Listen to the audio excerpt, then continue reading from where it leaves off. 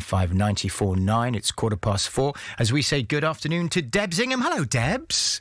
Hello, Paris. How are you today? I'm okay. Happy St. George's Day. I'm sure you remembered and you're celebrating big time, right?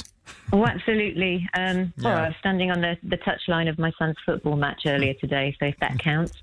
Nice. Excellent. I love that. Well, listen, Debs, let's talk about the company that you work for called How Do You Do It, which the title is lovely because it sounds like it's a kids' craft TV show, but actually, when you delve underneath the surface, it's far more interesting than that. So tell me a little bit about what is How Do You Do It?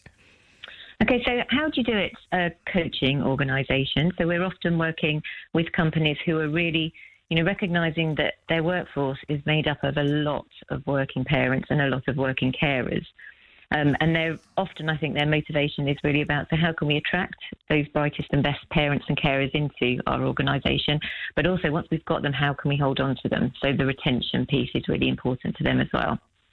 Okay, so, and what type of people are you working? Are you working with people who are literally new parents, first kids, or is it parents who've maybe not worked for 5 or 6 years? What sort of stage do you work with them at? Well, it's the whole range, really. So in some organisations, we will meet people before they're a parent. So, when maybe somebody's expecting to start their family. And then we will talk to them again whilst they're out on their parental leave. And then when they immediately come back. But at the same time, in some organisations, we're speaking to people who maybe are parents of preschoolers, those who may be in the primary or secondary school years, have teenagers. So we can really sort of interact with parents, I suppose, at all stages of their work and parenting journey. And you speak to the individuals and their parents, but you're also speaking to the companies themselves. Is that right? So you deal with them on a separately? Yeah, absolutely. So, and in particular, it's often the managers or the leaders within those organisations. So if you think about it, it makes an awful lot of sense to sort of empower and equip the working parents with really helping them work out, well, what does good look like for me and my family, and how can I combine, what's a fulfilling career alongside my caring and my family responsibilities. But you almost can sometimes find that parent might feel they're banging their head against a brick wall if you're not actually talking to the manager as well, in terms of, well, how can you best support those parents and carers you've got in your team, for example. So what are the most common problems that in your experience and through your work, Debs, that the individuals sort of face, whatever stage they're at, whether they're about to have a child or whether they're going back after having not worked for 5 years? What are the most common problems? So if I think about once somebody has started on that journey as a working parent, I think probably being time poor, so not having maybe the same flexibility or elasticity we sometimes say around time and work, in that there isn't that flexibility to say, well, I'll stay a bit later, or I'll work in the evening, I'll work at the weekends and so on, once you've obviously got those caring responsibilities at home. There's also definitely increased expectations we're finding from parents and from carers as well, not only from employers, but also on themselves in terms of the type of parent or carer they want or need to be, as well as the expectations they have as an employee and delivering at work. Is there also... and you could sort of get quite deeply philosophical about this, but it's quite a hard time for mums and dads and parents to be going back, whatever stage it is. And is there a question of who they are in the world and how they define themselves, and who am I? What is my identity? What is the definition of success? I want to be a successful parent, but I also want to have value in the workplace, and it all starts to kind of feed into you as a person and your kind of confidence as well. Absolutely. And we particularly, on the confidence piece, when a parent takes, a longer period of leave, we often find, you've done something totally different, totally all-consuming for that time you've been out of sort of your paid role, that when they do come back in, there often is quite a dip in confidence. But to your point about identity, I think it's a really interesting one. I think that at the moment, people are managing an awful lot with, the general cost of living in the UK and trying to make decisions about what will work for them practically as a family, as well as for many people, their identity is quite tied into their role at work. And, suddenly they're adding another role into this where there is a lot of, I think, pressure on people to be a good parent, whatever that looks like. And I think for people trying to define, so what does success look like for me and for my family as a good working parent, it is a really large question. And, your friends may have a very different version of success to you. And so really trying to get clear on what good looks like, what success looks like for you in terms of trying to combine work alongside family is very much at the heart of the work that we do with individuals. Do you find that when they go back to work, they're facing sort of, and this is wrong, but they're facing that stereotype kind of pressure, subliminal pressure, subconscious pressure from maybe their fellow colleagues or managers who are thinking at the back of their minds, well, they've got 2 kids now, or they've just come back from work, or they've got pressures at home, etc. So you feel forced to even more to try and succeed in the workplace because of that. Yeah, and I mean, you certainly see those sort of behaviours in terms of people over-apologising, for example. But I think what you're almost alluding to is that role that assumptions can play for many of us in terms of our internal thinking. And I think, parents are no different to anybody else in that sometimes that internal voice is maybe not as supportive as it can be, and can be maybe overcritical about what we think we're not doing and what we're not achieving.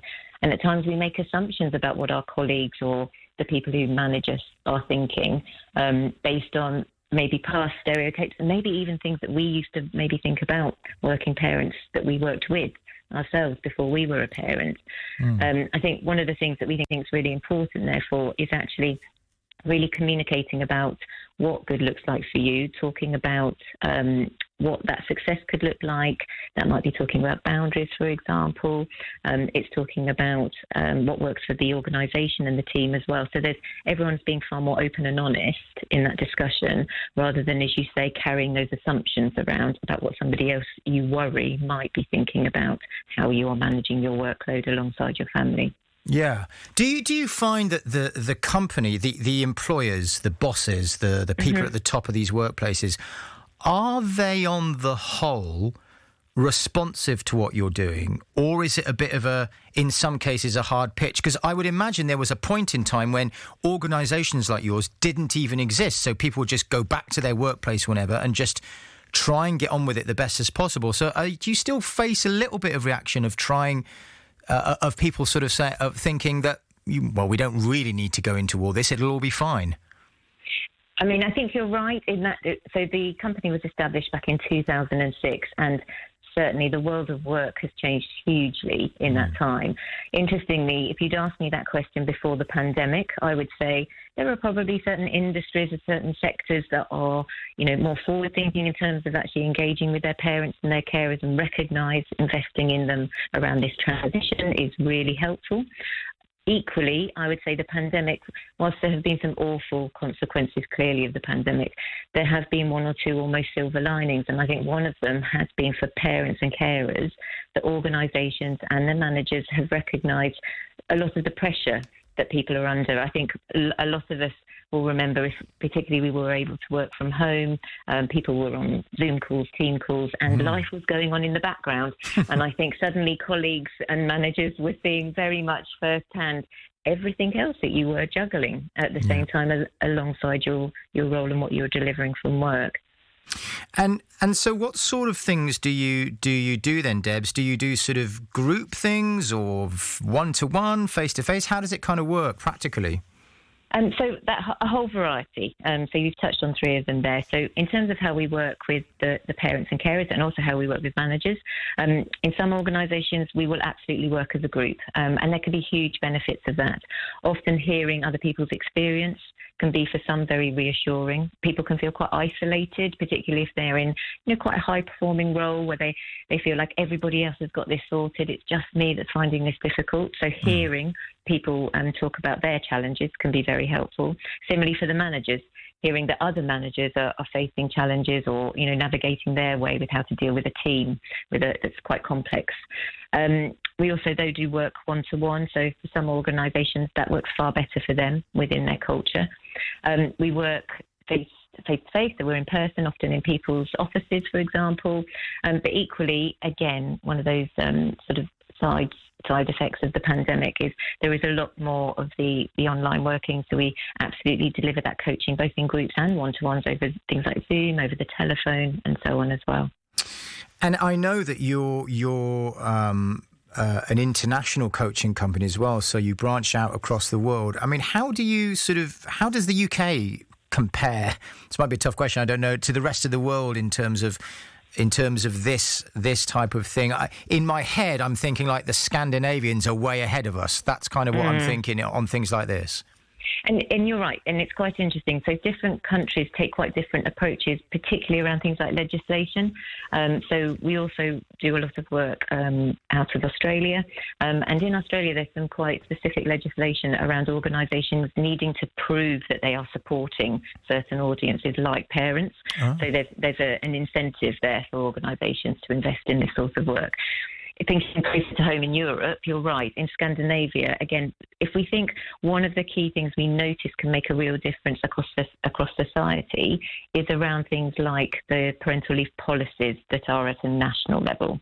And that's certainly, I think, what you're probably alluding to with Scandinavia, when you get both mothers and fathers, for example, are both given a period of leave to take when their child arrives, whereas the legislation we have in the UK, currently shared parental leave means that fundamentally the leave sits with the mother, and then the other parent, she's able to give some of that leave to them if you choose to do shared parental leave. Or paternity leave is currently 2 weeks for statutory minimum, so right. Quite different. Final question, Debs, and I know you could probably spend hours talking about this, but if there is someone listening who's thinking about getting back to the workplace, or is about to have a child, or has some of these concerns or anxieties we've talked about, what would be sort of your first bit of advice or your top couple of tips in terms of how to begin thinking about that? I think the first thing to do is investing some time yourself, and this may be when you're in the park pushing the pram, but it's just carving out a piece of time to think about. So what do I want? What does good look like for me and my family? Whether that's that smooth return, whether it's what I'm thinking about over the next 6 to 12 months. Because once we've established in our own mind what good looks like, then we can start to have conversations with the people that can support us in making that a reality. That could be resources at home. So if there is, a partner at home with you, or, others in your wider community that supply support for you in terms of that return to work. But it's also thinking about if you're going back to an existing employer, the conversations that you could be having with your manager in terms of what good does look like, because that may mean some change from how you were working before you'd gone off on your period of parental leave. Don't go in with those assumptions of nothing can change. I think it's really about having an open mind, talking particularly to your employer about how you think something could work, showing that you've thought about it maybe from their perspective as well. So what might the impact be of that change on the wider team, for example, or on that manager? What might be some of the questions or concerns they would have? Thinking through and preparing for that, I think could be hugely helpful in terms of making that transition back into work go as smoothly as possible. Well, Debs, thank you so much for your time today. I mean, and thanks for your brilliant advice and talking about what you do. And I think it's brilliant, and I think it's really important as well. So I wish you all the best of luck with the future, and thank you so much for your time today. Thanks very much, Paris. Lovely to talk to you.